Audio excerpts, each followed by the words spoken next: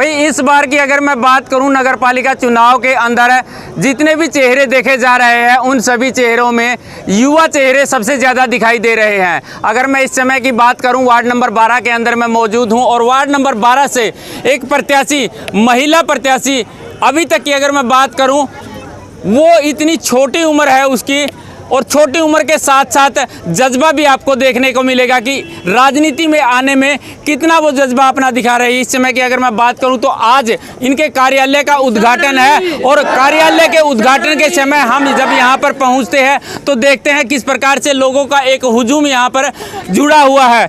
मनीषा, आज आपके कार्यालय का उद्घाटन है, उससे पहले की अगर मैं बात करूं चुनाव प्रचार की, किस प्रकार से आपका चुनाव प्रचार चल रहा है? मैं सबसे पहले तो धन्यवाद करती हूँ कि जितने भी लोग यहाँ पर आए हैं, क्योंकि मुझे ये लगता है कि अगर देखा जाए कि मेरी उम्र बहुत कम है, लेकिन अगर आप लोग मेरे साथ हैं तो मुझे लगता है कि आप लोगों ने मुझे बड़ा किया है। और मैं परमेश्वर का धन्यवाद करती हूँ और भगवान का धन्यवाद करती हूँ कि आप सब लोग मेरे साथ हैं और आप सब लोग मेरे साथ होकर इस बात को दिखा रहे हैं यहाँ पर इकट्ठे होकर। मैं ऐसा सोच रही थी कहीं हम अकेले तो नहीं है, लेकिन आज आप सब ने यहाँ पर आकर इस बात को बता दिया कि आज तू अकेली नहीं, लेकिन हम सब तेरे साथ हैं। मैं धन्यवाद करती हूँ आप सब लोगों का कि आप सब लोग यहाँ पर आए हैं, जितने भी लोग हैं मैं आप सबका तहे दिल से धन्यवाद करती हूँ। और मैं प्रार्थना करती हूँ आप सबसे कि जैसे अब इस वक्त आपका जज्बा है मेरे साथ खड़े होने का, जब तक ये इलेक्शन है और इलेक्शन के बाद भी आप हमेशा मेरे साथ बने रहिएगा, क्योंकि सच बात ये है कि एक अकेला व्यक्ति कुछ नहीं कर सकता है। ऐसा लिखा है, अगर हम किताबों में पढ़े एकता में ही ताकत होती है, अगर हम एकता में हैं तो सब चीज़ें कर सकते हैं। तो मैं यही बोलना चाहूँगी आप सब लोग हमेशा मेरे साथ रहना, तो अगर हम साथ रहेंगे तो सारी चीज़ों को हम अपने इस वार्ड में पूरा भी कर पाएंगे। और ना केवल इस वार्ड में अगर साथ रहे तो हो सकता है पूरे देश में भी हम अपने इस जगह का नाम भी रोशन कर सकते हैं। जी बिल्कुल, देखिए कितनी बड़ी एक बात इस लड़की के द्वारा कही गई है कि अकेला व्यक्ति कुछ नहीं कर सकता। एक कहावत है कि अकेला चना भाड़ नहीं फोड़ सकता, लेकिन अगर उसमें चनों की अगर संख्या ज़्यादा हो जाए तो बहुत कुछ हो सकता है। मनीषा, एक बात और बताइए, आपके सामने कई पुरुष चेहरे भी होंगे, आप एक महिला हो, एक लड़की होकर के उनका सामना किस प्रकार से कर पाएंगे? अगर हम सब चीज़ों को देखें, अगर हम सब चीज़ों को हम देखते हैं और सब बातों को देखते हैं, पढ़ते भी हैं, ऐसा कहीं नहीं लिखा हुआ कि एक लड़की पुरुषों से कम है। अगर हम आज की इस जनरेशन में देखें, इस भाग दौड़ में देखें, तो अगर हम कहीं पर भी देखेंगे, अगर यूपीएससी के अब रिज़ल्ट आया है, ऐसा देखा गया है कि सबसे पहले सबसे ज़्यादा महिलाएं आगे हैं, तो मैं कैसे उनसे पीछे हट सकती हूँ? अगर वो पुरुष हैं तो मैं भी एक स्त्री हूँ, क्योंकि अगर हम देखा जाए तो हर जगह यही बात होती है कि एक स्त्री में वो ताकत होती है जो शायद एक पुरुष में भी नहीं है। जी बिल्कुल, बड़ी बड़ी बातें यहाँ से निकल कर आ रही है। मनीषा, एक सवाल और आपसे रहेगा, क्या आपका परिवार से पहले कोई राजनीति में रहा है या फिर आपके परिवार से पहला कदम राजनीति में है?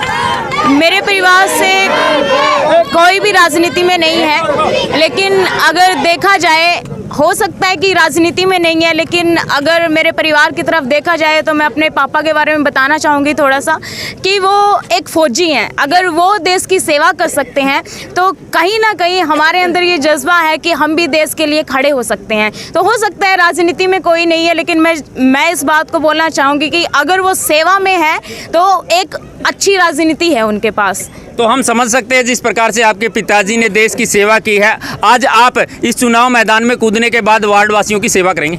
हाँ जी बिल्कुल, क्योंकि अगर मेरे पापा ऐसा कर सकते हैं कि अगर उन्होंने सेवा करते करते अपने हाथ पांव गंवा दिए, तो क्या मैं अपने इस वार्ड के लिए और इस शहर के लिए कुछ काम करना बहुत ज़रूरी समझूंगी। मैं उनसे इंस्पायर हूँ कि उन्होंने एक उफ तक नहीं कही कि अगर हम उनकी लाइफ को देखते हैं कि वो अपने वहाँ से आए और सब कुछ बहुत अच्छे से अपना जीवन बिता रहे हैं, और कभी भी इस बात को उनके मुँह से हमने कभी नहीं सुना कि मेरे हाथ पाँव नहीं है, लेकिन वो हमेशा इस बात को बोलते हैं कि परमेश्वर ने ऐसा मौका दिया है, भगवान ने ऐसा मौका दिया कि अपने देश के लिए मैंने ये हाथ पांव गंवाए हैं। तो मैं अपना टाइम देकर, मैं अपनी इन सारी चीज़ों को देकर अगर मैं अपने देश के लिए और अपने इस वार्ड के लिए कुछ कर पा रही हूँ तो मैं अपने आप को खुशनसीब समझती हूँ कि मुझे ये मौका मिला है कि मैं अपने इस वार्ड के लिए कुछ कर पा रही हूँ। जी बिल्कुल, देखिए वार्ड के लिए कुछ कर पाने के लिए एक जज्बा होना जरूरी है और वो जज्बा मनीषा के अंदर देखा गया है। मेरे को मौका दो,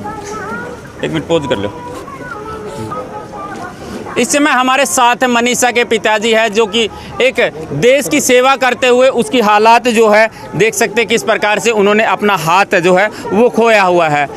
अगर देश सेवा की बात की जाए, हर किसी के अंदर जज्बा होता है, हर किसी के अंदर वो मन के अंदर वो लहरें उठती रहती है कि मैं भी देश की सेवा कर पाऊँ। और देश की सेवा करने के लिए किसी प्रकार की काबिलियत की ज़रूरत नहीं होती, किसी प्रकार की ऐसी स्थिति की ज़रूरत नहीं होती, केवल देश के सेवा करने के लिए एक मन के अंदर जज्बा होना चाहिए। जी नमस्कार।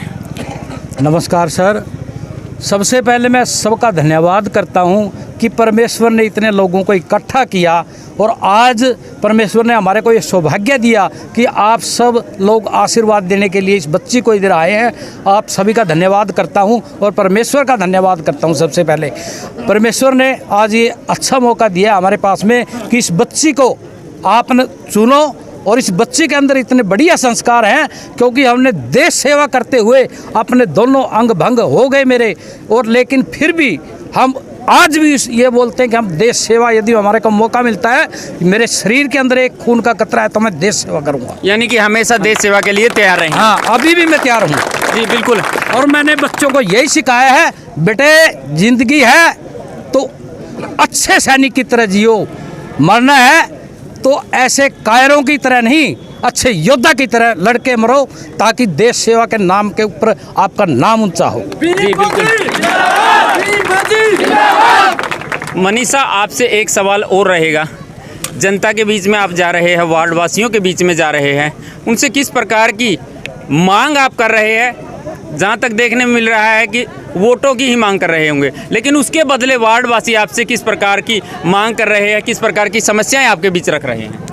अगर मैं ये बोलना चाहूँगी कि बहुत सारी समस्याएं होती हैं सब में, लेकिन मैं एक बात बोलना चाहूँगी कि अब तक शायद जो चीज़ें नहीं हुई हैं, लेकिन हो सकता है कि अब तक जो भी आया है वो कैसे स्टडी करके आया या किस तरीके का था मुझे नहीं पता, लेकिन मैं इस बात को बोलना चाहूँगी, अगर आज आप मुझे उठाएंगे, मैं नहीं, आप सब मेरे साथ उठ रहे हैं, और उसके साथ साथ जो भी काम हो गए हम सब मिलकर उस काम को पूरा कर सकते हैं। मैं इस बात का ये नहीं बोल रही कि मैं कर सकती हूँ, लेकिन मैं इस बात को बोल रही हूँ कि अगर कोई भी ऐसी चीज़ आई, ऐसी समस्या आई हमारे वार्ड में कि ये सब चीज़ें नहीं हो रही है या यहाँ पर किसी भी प्रकार की कोई समस्या है या खराबी है, तो हम सब मिलकर उसको पूरा कर सकते हैं। जी बिल्कुल, देखिए हम सब मिलकर उसको पूरा कर सकते हैं। ये हमारे साथ मनीषा थी और मनीषा के विचार आपने सुने। कैसे आपको इनके विचार लगे? इस समय की अगर मैं बात करूँ तो आज इनके कार्यालय का उद्घाटन था। चैनल के माध्यम से आपको एक अपील जरूर करना चाहेंगे, आने वाली 19 तारीख को अपने घर से निकलिए, मतदान केंद्र पर जरूर पहुंचिए और अपने मत का प्रयोग कीजिए, ताकि पता चले कि आपका जो मत का अधिकार है उसमें कितनी ताकत है। इसी के साथ अपने सहयोगी कैमरामैन मंजीत गुणपाल के साथ मैं नरेश कुमार।